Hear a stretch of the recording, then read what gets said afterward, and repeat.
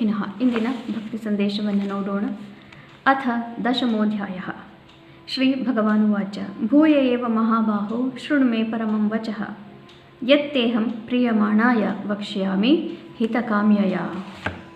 ಈಗ ನೀನು ನನ್ನ ಮಾತುಗಳನ್ನು ಕೇಳು. ಏನು ಅಂತಂದರೆ, ನಿನ್ನ ಶ್ರೇಯಸ್ಸಿಗೋಸ್ಕರ ನಾನು ಇದನ್ನು ಹೇಳ್ತಾ ಇದ್ದೀನಿ.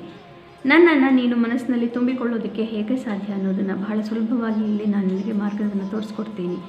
ಅದನ್ನು ನೀನು ಅನುಸರಿಸಿದರೆ ಸಾಕು. ಇಂದು ಶ್ರೀ ಪರಾಭವನಾಮ ಸಂವತ್ಸರೆ ದಕ್ಷಿಣಾಯನೆ ಗ್ರೀಷ್ಮ ಋತು ಆಷಾಢ ಮಾಸೆ ಶುಕ್ಲಪಕ್ಷೆ. ಇಂದು ಸೋಮವಾರ ಷಷ್ಠಿ ತಿಥಿ ಹಾಗೂ ಇಂದು 20ನೇ ತಾರೀಕು ಮತ್ತು ಇಂದು ಹಸ್ತ ನಕ್ಷತ್ರ. ಇಂದಿನ ಭವಿಷ್ಯವನ್ನು ತಿಳ್ಕೊಳ್ಳೋಣ. ಮೇಷರಾಶಿಯವರಿಗೆ ಉತ್ತಮವಾದಂತಹ ಗೋಚಾರ, ಶತ್ರುನಾಶ, ಶತ್ರುಧ್ವಂಸ, ಸಾಮಾಜಿಕ ಚಟುವಟಿಕೆಗಳಲ್ಲಿ ಆತ್ಮವಿಶ್ವಾಸ ತುಂಬ ಚೆನ್ನಾಗಿದೆ. ವೃಷಭ ರಾಶಿಯವರಿಗೆ ಮನೆಯಿಂದ ಈಗ ನಿಮ್ಮ ಕಾರ್ಯಕ್ಷೇತ್ರ ಮತ್ತು ನಿಮ್ಮ ಬುದ್ಧಿವಂತಿಕೆಯನ್ನು, ಚಾಕಚಕ್ಯತೆಯನ್ನು ಉಪಯೋಗಿಸಿ ಮಾಡುವಂತಹ ಕೆಲಸಗಳ ಬಗ್ಗೆ ಗಮನ ಈಗ ಬದಲಾಗುತ್ತೆ. ಹಣಕಾಸಿನ ವಿಚಾರದಲ್ಲೂ ಕೂಡ ಸ್ವಲ್ಪ ಕಷ್ಟವನ್ನು ನೋಡಬೇಕಾಗಿ ಬರಬಹುದು. ಮಿಥುನ ರಾಶಿಯವರಿಗೆ ಮನೆಯ ಜವಾಬ್ದಾರಿಗಳು, ತಾಯಿಯ ಆರೋಗ್ಯ, ಆಸ್ತಿಪಾಸ್ತಿ ವಿಚಾರಗಳು, ಟ್ಯಾಕ್ಸು ಡಾಕ್ಯುಮೆಂಟೇಷನ್ನು, ತೋಟಗಾರಿಕೆ, ಹೈನುಗಾರಿಕೆ ಮಾಡ್ತಾ ಇರೋರಂತೂ ಮತ್ತು ರಿಯಲ್ ಎಸ್ಟೇಟ್ ಇಂಥವರಿಗೆಲ್ಲರಿಗೂ ಕೂಡ ಮುಖ್ಯವಾದಂತಹ ಜವಾಬ್ದಾರಿಗಳ ಬಗ್ಗೆ ಹೆಚ್ಚಿನ ಗಮನ ಅವಶ್ಯಕ.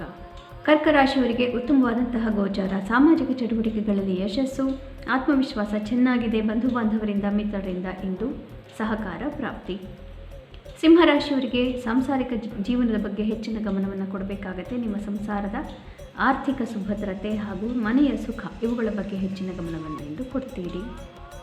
ಕನ್ಯಾ ರಾಶಿಯವರಿಗೆ ಹಿಂದಿನ 2-3 ದಿನಗಳಲ್ಲಿದ್ದಂತಹ ಮನಸ್ಸಿನ ಕ್ಲೇಶಗಳೆಲ್ಲ ಪರಿಹಾರವಾಗಿದೆ.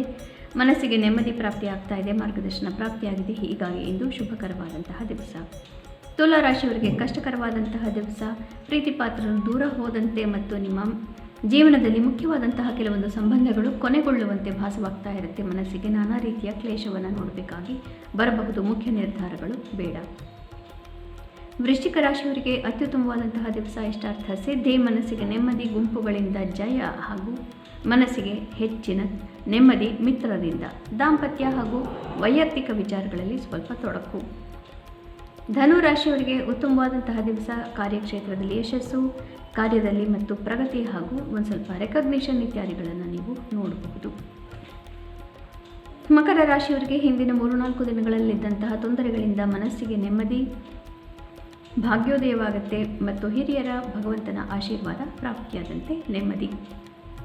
ಕುಂಭರಾಶಿಯವರಿಗೆ ಸ್ವಲ್ಪ ಕಷ್ಟಕರವಾದಂತಹ ದಿವಸ. ಮುಖ್ಯವಾದಂತಹ ನಿರ್ಧಾರಗಳು ಬೇಡ. ಪ್ರೀತಿ ಪಾತ್ರರಿಂದ, ಬಂಧು ಬಾಂಧವರಿಂದ ಅಷ್ಟೊಂದು ನಿಮಗೆ ಸಹಕಾರ ಇರೋದಿಲ್ಲ. ಹಾಗಾಗಿ ಇಂದು ಸ್ವಲ್ಪ ಕಷ್ಟಕರವಾದಂತಹ ದಿವಸ. ಮೀನರಾಶಿಯವರಿಗೆ ಉತ್ತಮವಾದಂತಹ ದಿವಸ.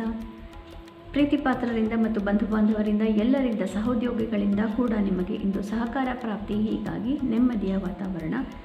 ದಾಂಪತ್ಯದಲ್ಲಿ ಹಾಗೂ ಪಾರ್ಟ್ನರ್ಶಿಪ್ ವ್ಯವಹಾರಗಳಲ್ಲಿ ಯಶಸ್ಸು. ಪುನಃ ನಾಳೆ ಭೇಟಿಯಾಗೋಣ. ಅಲ್ಲಿವರೆಗೂ ನಿಮಗೆ ತಿಳಿದೇ ಇದೆ, ಗೀತಾ ಶ್ಲೋಕಗಳ ಶ್ರವಣ ಪಠನ ಮನನ ಲೇಖನವನ್ನು ಮಾಡುವುದರಿಂದ ಜನ್ಮಾಂತರದ ಪಾಪನಾಶ. ಶುಭಮಸ್ತು. ಶ್ರೀಕೃಷ್ಣ ಜಯತೆ.